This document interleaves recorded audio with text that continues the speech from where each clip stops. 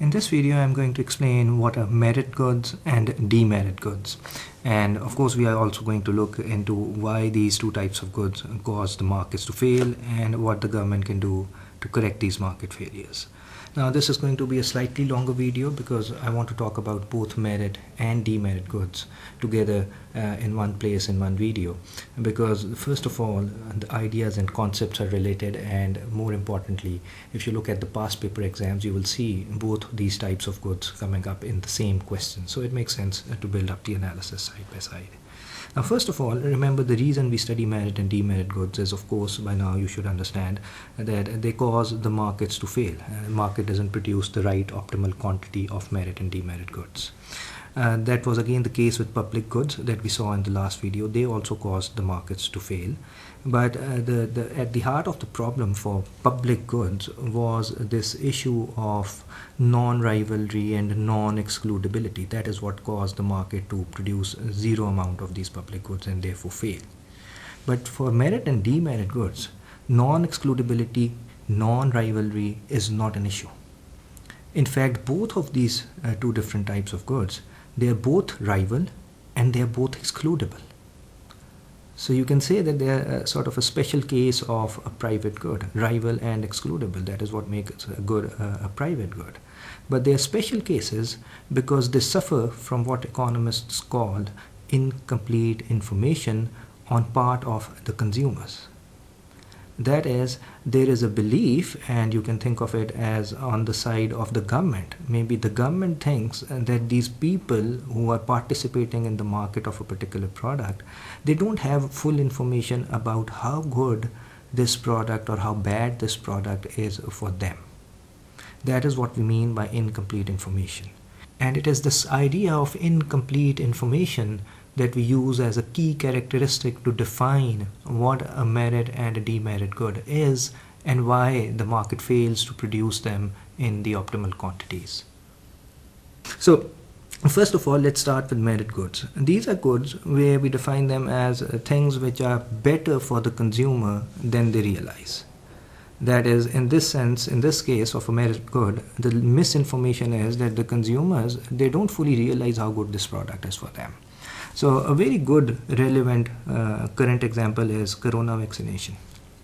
Now, there are a lot of people who, for some reason, don't believe in the fact that these vaccinations work. Maybe they have some religious reservations against these vaccinations, but somehow they don't fully realize how good these vaccinations are for them.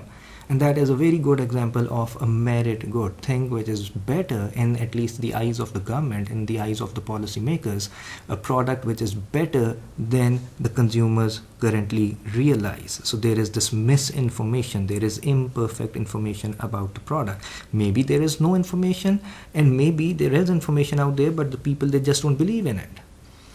Now, the issue that will create, the market failure that it will create, that currently the demand for vaccination in the market is based on that misinformed view that these products, these vaccinations are, okay, they are good, but not a lot of people believe in them, or they don't fully understand how good they are. And therefore, on this misinformed demand, because the market, remember, doesn't care whether the consumer is informed or misinformed, he just looks at this demand that he brings into the market and produces Q star. But the market has failed in the eyes of the government because the government is thinking that, look, had this consumer been fully aware and fully informed of how good this product actually is for him, then more of these people would have wanted to get vaccinated, to buy a vaccine, and therefore the demand for this product, in this case this merit good vaccination, would have been much more. So you can call this demand with full information, FI. So there would have been more demand, and this greater demand would have captured the fact that all the benefits are now being appreciated and therefore being captured by this demand curve, and then market reacting to this demand curve would have produced a higher quantity. Now, this is what the government is thinking, that look, this is the optimal quantity and the market is failing. It is producing less than that. So in the case of a merit good, at least in the eyes of the government, the market fails by underproducing this particular good. So We can just wrap it up and summarize the merit good and the way it causes market failure. It lacks complete information. The consumers are not fully aware of how good this product is for them. Therefore, the demand that they actually bring in the market is much less than what they should have brought in had they fully realized how good this product is, had there been full information.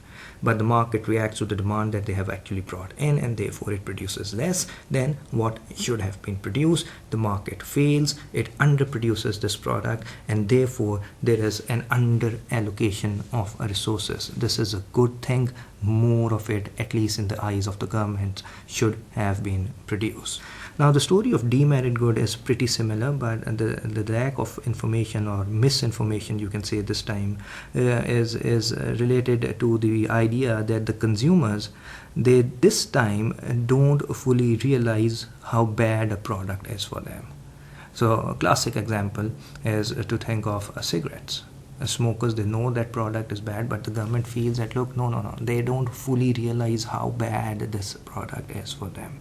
Now, the problem that creates, again, that these consumers, the demand that they actually bring into the market, the government feels that this is based on misinformed perception of the benefits and disadvantages of this particular product. And had these consumers fully realized how bad cigarettes are for them, they would have demanded much lesser. This demand would have reflected that they are now fully informed, they are fully aware of all the disadvantages, and then based on this demand, the market would have produced much less. This is what should have happened in the eyes of the government, at least. The market ignores what should have happened had there been full information. It just looks that, okay, whatever information these consumers had, they may be misinformed, but if this is the actual demand they are bringing in the market, then the market reacts in the usual way by producing this quantity Q star. It overproduces a demerit good, and therefore we can say there is an over allocation of resources. So all of this over here is precisely what you need to know about merit and demerit goods in terms of what they are and how they cause the free market system to fail. And this is usually the question that you will get as part A in the paper 2 of your A-level exam if you look at the past papers. What is a demerit good and why does it cause the free market to fail? Now just keep the answer very simple. Just give a simple definition, then throw in this graph, and through this graph just explain what we have just learned, that consumers in case of demerit goods, they demand much more than what they should have been demanded, or what we can say they would have demanded had they been fully informed. So the market just cares about the demand that has been brought in. It produces more than what should have been produced. Overproduction takes place, over allocation of resources takes place, and therefore the market fails. And then the next part of most of these questions will then ask you to analyze a couple of different government policies that can be used to interfere in the market of these merit and demerit goods and correct these market failures. Now those policies and the analysis of those policies is pretty straightforward. It requires most of the things it needs. We have already covered them, but I will talk about it and explain them in the next video. But here, before I leave this video, I just want you to take away one broader idea that we can get and which is useful based on what we have learned about the market failures because of public good, merit good, and demerit goods. And what I want you to remember, and I will show you by the end of this section why this information will come in handy for your A-level exams. I just want you to simply remember that in case of public goods, the free market fails. In fact, it totally fails because it produces zero amount of public good. Although public goods, as we discussed, things like street lights, defense services, public parks, they are good, valuable things. So they are things that a society would want to have. But market would produce zero amount of these public goods. It would totally fail. Whereas in case of merit and demerit goods, the market is again failing, but you can say it is only partially failing. So if you think about merit goods, things which are very good but the consumer is not realizing, the market is not totally failing. It's not that it is not producing any amount of this merit good.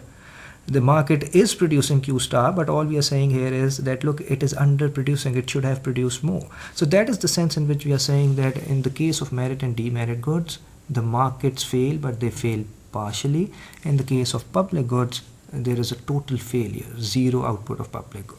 So just remember this broad idea, and in the last video of this section, you will see how this comes in handy to tackle quite a few questions from your A-level past papers.